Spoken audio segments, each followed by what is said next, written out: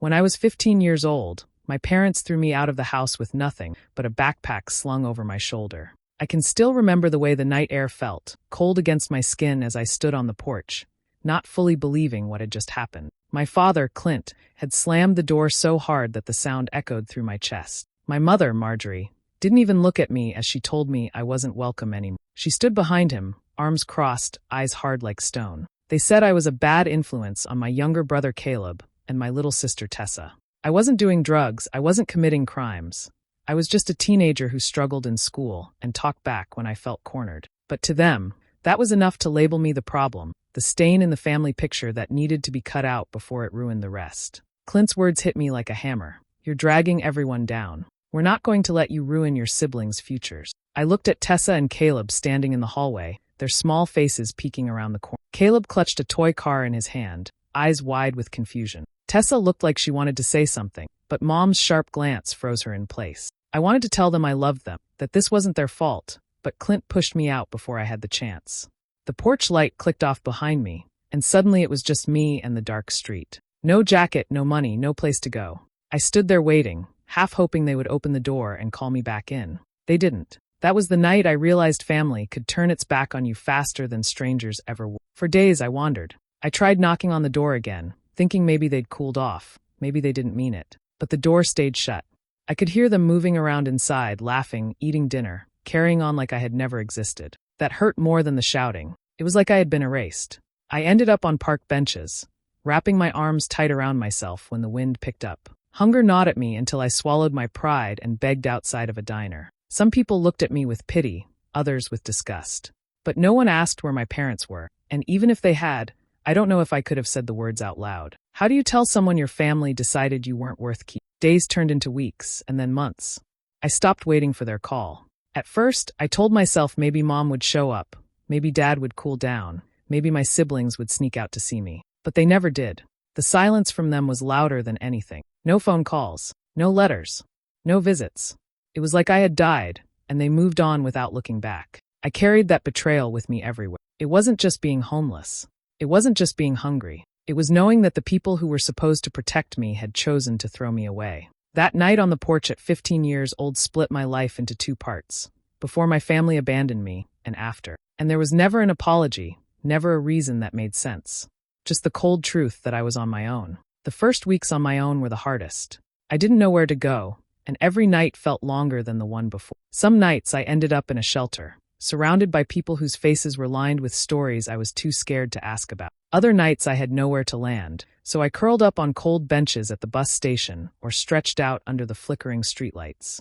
I learned quickly that if I wanted to stay safe, I had to keep moving, keep my eyes open, and never trust too easily. Food was another battle. I would linger behind small diners, waiting for someone to toss out scraps. Sometimes I asked for a little work, cleaning tables or sweeping floors, just for a meal. There were days I felt invisible, like people looked straight through me, pretending not to notice the skinny teenager hanging around. But hunger pushed away pride. I learned how to smile when I asked, to soften my voice so people didn't see me as a threat. Eventually, I started taking odd jobs whenever someone gave me the chance. At gas stations, I'd wipe down windshields or stack shelves for a few dollars. Once, an older woman at a laundromat paid me to carry her baskets back and forth. It was never enough to save up, but it kept me going day to day. Each small job was a reminder that I wasn't completely helpless, even if the world felt like it wanted me to disappear. One afternoon, while wandering near the edge of town, I walked past a small auto shop. The smell of oil and rubber hit me before I even saw the sign.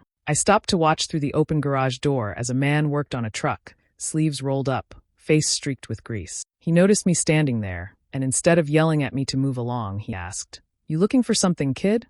I didn't know what to say at first.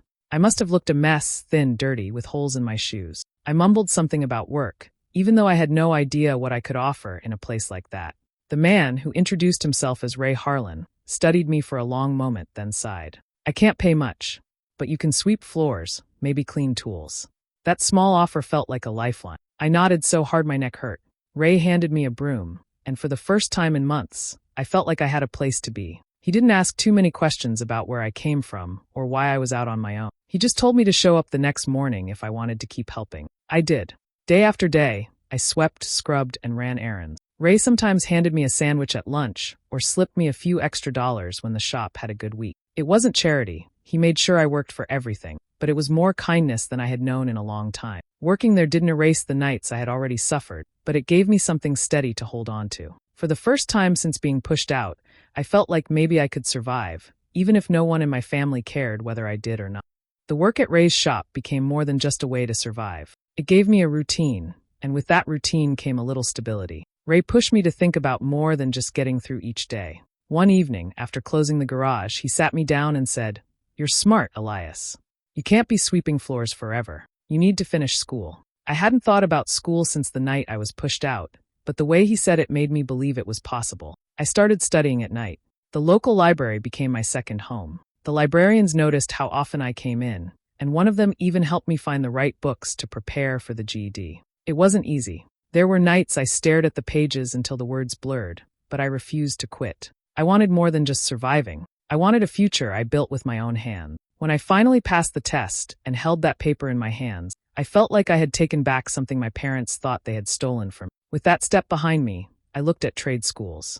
I couldn't afford college, but I liked working with my hands, and electricity had always fascinated. Wires, circuits, the way power flowed. It was something I could understand, something that made sense in a world where little else did. I enrolled in a program and threw myself into it. The days were long, but for the first time, I wasn't just scraping by. I was building something. After graduating, I found steady work as an electrician. The first time I got a paycheck that wasn't just enough for a meal, but enough for rent, I almost cried. I rented a small apartment with peeling paint and thin walls, but it was mine. No one could throw me out this time. No one could decide I didn't belong. I had earned every square foot. It was during this time that I met Leona Brick. She worked at a small diner I often stopped at after jobs. She had a warm laugh and a way of speaking that made you feel seen. I hadn't trusted many people since being abandoned, but Leona had a kindness that slowly broke down my guard. She asked questions about me, not out of pity, but out of genuine interest.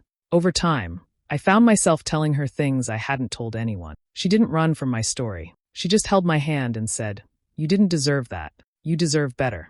We married a few years later. It wasn't a grand wedding, just a small gathering with a few friends I had made along the way, but it was perfect. Standing beside her, I felt something I thought I'd never feel again, safe. Together we saved, and eventually we bought a small house. It wasn't big, but it had a porch, a kitchen that smelled like home when Leona cooked, and a bedroom where I could finally sleep without fear. I often thought about the irony. My parents threw me away, certain I would drag everyone down. But without them, I had built a life stronger than anything I could have imagined. I didn't need them. I had made my own family, my own home, and for the first time since I was 15, I could breathe without the weight of their rejection pressing on me. It was a quiet evening when the phone rang. I almost didn't answer because the number wasn't saved in my contacts. I thought it might be a wrong number or some telemarketer, but something in me said to pick it up. When I did, the voice on the other end froze me in place. "Elias." It was soft, shaky, and carried a weight I recognized even after so many years. It was my sister, Tessa. For a moment, I couldn't speak. The last time I had seen her, she was a scared little girl peeking around the corner of the hallway, watching me get pushed out. Now her voice sounded older, cracked with worry, but it was still hers. My chest tightened. "Tessa," I finally whispered. She broke down, crying the moment she heard me say her name. The sound pulled something out of me I thought I had buried long ago. Between sobs, she managed to get the words out. "It's Mom, she's sick, Elias. It's her kidneys. They're failing, and the doctors say she doesn't have much time." I stood there in the kitchen, gripping the counter to steady myself. I hadn't heard a single word from my family in 12 years. Not once. Not a birthday, not a holiday, not even a note to say they knew I was alive. And now, out of nowhere, my sister was calling me with this. "They tested us," Tessa went on, her voice breaking. "Me, Caleb, Dad, none of us are matches. The doctors said siblings and children are usually the best chance. They said," she paused, sucking in a shaky breath, "they said you might be the only one who can help." Her words cut through me. I didn't know what to say. My mother, Marjorie, the same woman who stood silent as Dad shoved me out the door, the same woman who never once reached out, was now in a hospital bed depending on me to save her. Tessa's voice lowered, almost to a whisper. "You're her only hope, Elias." The silence on my end stretched. I could hear her crying softly, waiting for me to answer. Memories flashed in my head. Sleeping on benches, begging for food, Ray handing me that first broom, the years of clawing my way up from nothing. None of them had been there for me. None of them had cared if I made it or not. And now they suddenly remembered I existed, not out of love, but out of desperation. I swallowed hard. Why now, Tessa? My voice came out rougher than I meant. Why call me after all these years? She sniffled. Because we didn't know what else to do. Please, whatever happened before, please don't let her die. I sat there listening to her cry, torn between the little sister I once tried to protect and the mother who had let me be cast out like trash. The weight of it pressed down on me, heavier than anything I had carried in years. For the first time in a long time, I felt that old wound tear opening. Walking into that hospital felt like stepping into another world. The smell of antiseptic hit me as soon as the sliding doors opened, sharp and clean but heavy with dread. My stomach twisted the whole way down the hall until I reached the room number Tessa had given me. I hadn't seen my family in over a decade, and now I was about to face them in a sterile room filled with machines. When I pushed the door open, the air shifted. Tessa was there first, sitting near the bed, her eyes lighting up with relief when she saw me. Caleb sat slouched in a chair against the wall, older now but still with the same quiet expression he had as a kid. My father, Clint, stood near the window with his arms crossed, and my mother, Marjorie, lay pale against the pillows, tubes and wires trailing from her. The room went quiet. No one rushed toward me. No one said they were sorry or that they missed me. It was like they had been expecting me all along, like my absence had been nothing more than a pause they didn't care to acknowledge. Clint finally broke the silence. Elias. He gave a stiff nod, his voice steady but cold. You came. I stared at him, waiting for something, anything, that sounded like regret. But it never came. Instead, he stepped closer and said, We all make mistakes. Let's put the past behind us. The words hit me like a slap. I could feel the memory rising, 15 years old, standing on that porch with the door locked behind me, the night air biting my skin, listening to them laugh through the walls while I froze outside. That wasn't a mistake. That was a choice. I clenched my fists at my sides, fighting the urge to shout. My eyes moved to Marjorie. She looked smaller than I remembered, weaker, but her expression hadn't changed. Her mouth pressed into a thin line as she studied me. Then, in a voice faint but steady, she said, Will you do this for your family? Not I'm sorry. Not I shouldn't have let this happen. Not I've missed you. Just a demand dressed up as a request. I couldn't even answer right away. I looked at Tessa, her eyes red from crying, silently begging me to agree. Caleb wouldn't meet my gaze, staring at the floor like he wished he was anywhere else. Clint just stood there, acting like everything could be washed away with a sentence.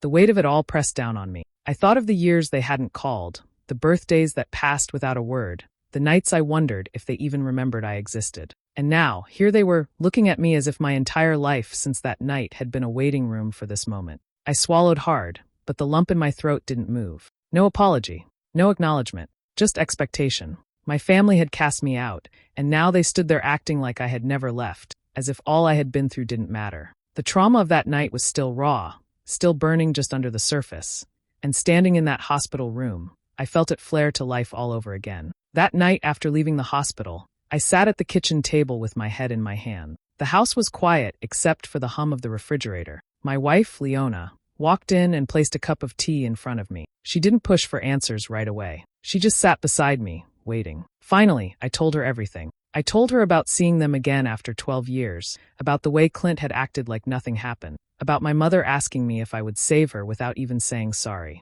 The words came out rough, filled with the weight I had been carrying since I was 15. Leona listened, her hand resting gently on mine. When I finished, she looked at me with that steady gaze of hers and said, Elias, family isn't just blood. Family is who stands by you when no one else does. And from what you've told me, they weren't there for you when you needed them most. Her words cut straight through me. I wanted to believe them, but the guilt still twisted in my chest. Part of me remembered Tessa's tears, her voice shaking as she said Mom didn't have much time. Part of me remembered Caleb avoiding my eyes, like maybe he still carried shame for not speaking up back then. And part of me wondered if I could live with myself if I walked away while my mother lay in that bed. But every time that guilt tried to pull me in, another set of memories rose up. I saw myself shivering on that park bench, too hungry to sleep. I remembered knocking on their door, hoping they would let me back in, only to hear them inside laughing like I had never been a part of them. I thought about how many times I went to bed with an empty stomach, wondering if they even thought about me.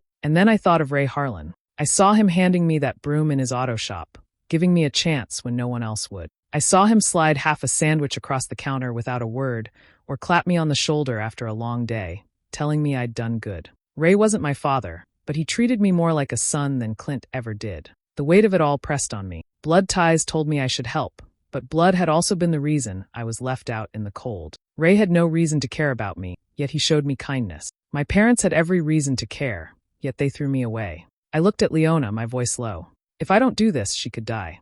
Leona squeezed my hand. And if you do, what then? Do you think they'll suddenly love you? Do you think it'll erase the years they abandoned you? You don't owe them your life just because they share your name. I sat there, torn in two.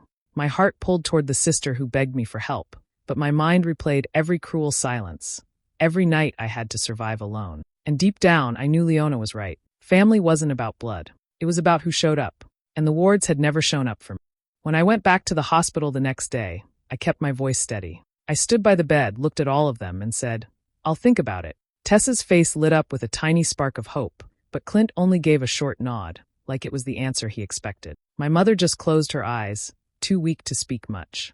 No one asked me how I felt. No one asked what it would cost me. They only wanted the answer that would save her. I walked out of that room with their eyes on my back, carrying the weight of their silence and their expectation. The next morning, I went to the clinic alone and asked to be tested. The nurse explained the process, drew blood, and told me they would call with the results. My hands shook as I left the building, but not from fear of needles. It was the thought of what those results might mean. A few days later, the phone rang. The nurse's voice on the line was calm and professional. "Elias, you are a match." I thanked her quietly, hung up, and sat there staring at the wall. The decision was mine now. I could walk back into that hospital and save the woman who had turned her back on me when I was a boy. Or I could walk away and let her face the same emptiness I had carried for years. I didn't tell them the results.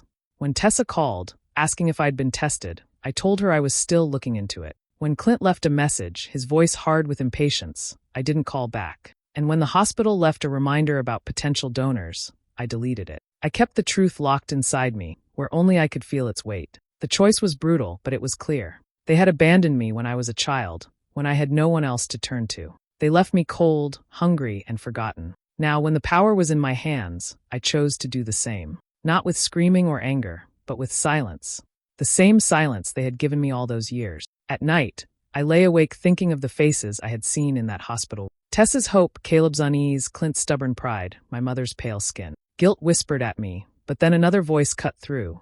Memory after memory of pain, of rejection, of that locked door. I reminded myself that I wasn't abandoning them out of cruelty. I was choosing myself after years of being told I wasn't worth any. This was my revenge. Not loud, not violent, not dramatic. Just quiet refusal. Just letting them feel what I had felt. They had erased me from their family when I was 15. Now I was erasing myself again on my own terms. And for the first time, I realized I didn't feel powerless anymore. I had the choice, and I chose to walk away. The calls started coming almost every night. At first, I thought I could ignore them easily, but the sound of Tessa's voice on the voicemail made it harder than I wanted to admit. She begged me, her words breaking with tears.